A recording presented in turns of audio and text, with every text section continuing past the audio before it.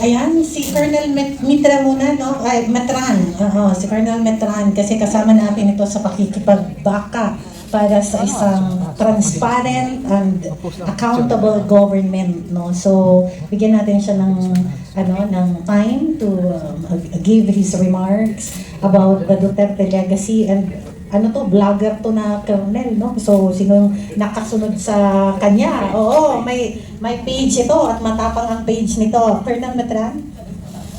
Maraming salamat, Jose Castra. Sa lahat po ng narito, kay Atty. Delgra, nice meeting, Atty. Matagal na kitang narinig sa time ng panahon ni Pangulong Digong, ano? So, sa lahat po narito at nagmalasakit sa prayer vigil natin sa ating minamahal na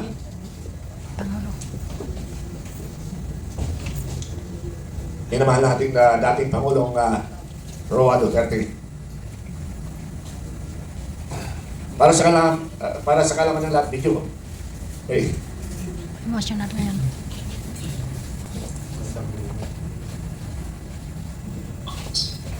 Para sa kalaman ng lahat, ako po ay taga Mindanao rin. Ang mga kapatid ko ay nasa Tagum at ang mga pinsan ko nandito sa Davao City at ako ay nakadala dito sa Antipolo.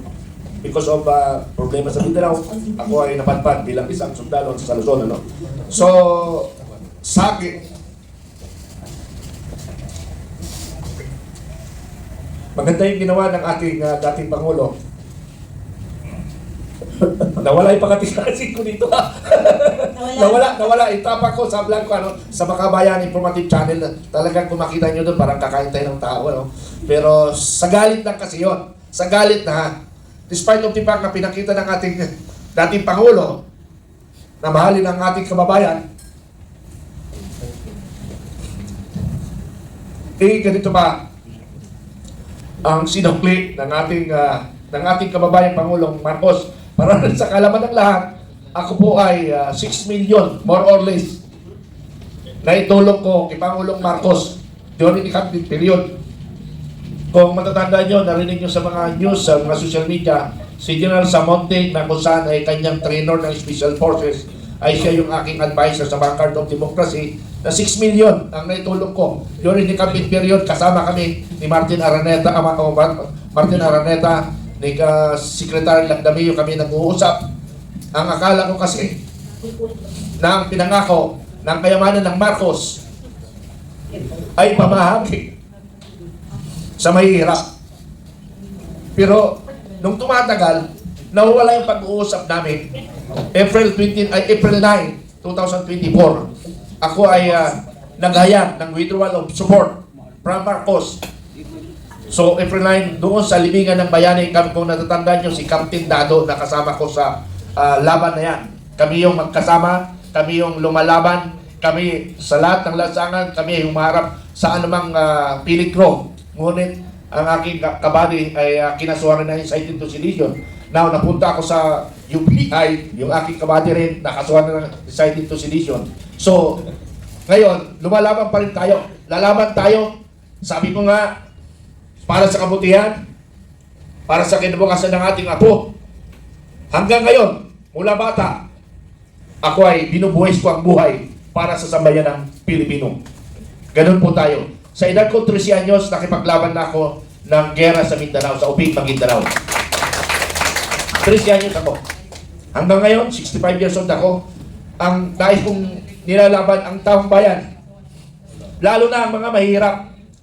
Pag nakikita ko mahirap na inaapi, lalo na sa aking mga kasundulanon, mga sundalo ko, nakakatikim sila sa akin ng disiplina pagka mahirap ay inaapi. Kaya nga ang aking panindigan ay ipagtanggol ang lahat ng Pilipino, lalo na mahirap na inaapi. So, siguro yun lang aking mensahe, mga kaibigan, mga kababayan ng Pilipino sa buong mundo na Pilipino, ituloy natin ang laban. Okay, bago nga pala ang lahat, sa November 30, iyan ay communist lead, with participation ng komunista. Kaya nga sabi ko sa aming mga grupo na hindi man tayo makapagkandak ng rally kasi inubos na nilang area, kinakailangan maging alerto tayo. Bakit tayo magiging alerto? Dahil yung mangyayari sa 30, hindi natin alam ang mga mangyayari.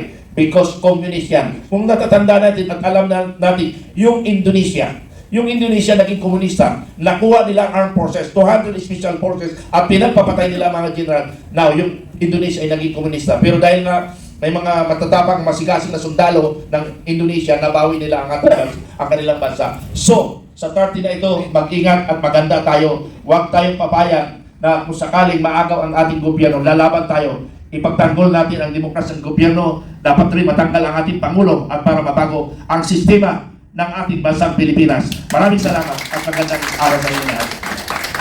Kaivet, ramdam na ramdam ko yung Colonel Metran, the frustration that sounded behind that cry. Kasi when the government that you serve diminishes the service that you have given to the Filipino people and to the country, and sasabihin you are a destabilizer just because you wanted to fight for what is right, for what is good, for what is just, ito ang hindi natin matatanggap. Kaya nakita kasi ni Colonel Metran, the way he said na yung leadership ni Tatay Digong, there was dignity sa mga men in uniform. And today, na parang nilalabanan nila yung ating mga pangyayari, lalong-lalo na sa korupsyon, parang binaliwala ang lahat ng kanilang serbisyo at sila pa yung kakasuhan for inciting to sedition when in fact what they are fighting for is the future of our children. I think ang mas masakit pa ay yung mga nawawalang buhay ngayon ng mga men in uniform natin dahil pinapatay sila ng mga NPA. Kasama na rin po yung mga inosenteng civilian na kanilang tinatawag na guilty daw ng spy tagging, yung mga nagsusumbong daw po sa ating gobyerno dyan sa mga ginagawang mga tiwali ng mga NPA. Yun ho ang masakit, no? At tila hindi natin nakikita ikaw, Wender. Tila hindi natin nakikita ano naman ang hakbang ang ginagawa ng ating pamahalaan. I would just want to give credit sa NTF Elga Astra. Ngayon po, lalong-lalo na sa social media, pinapaalam po nila sa sambayanan ano ho ba ang ginagawa ng mga NPA sa mga katulad ng mga kabaro ni Colonel Metran. Hanggang ngayon po, hindi ho sila tumitigil. Pero meron tayong makikita mga tahimik, na mga mababatas natin na tila tikomang bibig sa mga nangyayaring ito dito sa mga kasundaluhan natin na nangako magbibigay magbubuwis buhay para lang tayo ay protektahan. Tikom ang kanilang bibig. Bakit? Nakikisimpatya ba sila sa ginagawa nitong mga komunista, nitong mga NPA? Buksan mo natin ang ating mga mata, pakinggan mo natin ang sinabi ni Colonel Metran, ni General Metran, magmasid, at kung may alam po kayo, i-report niyo po kaagad. Wala hong ibang magtutulungan kung hindi tayo po.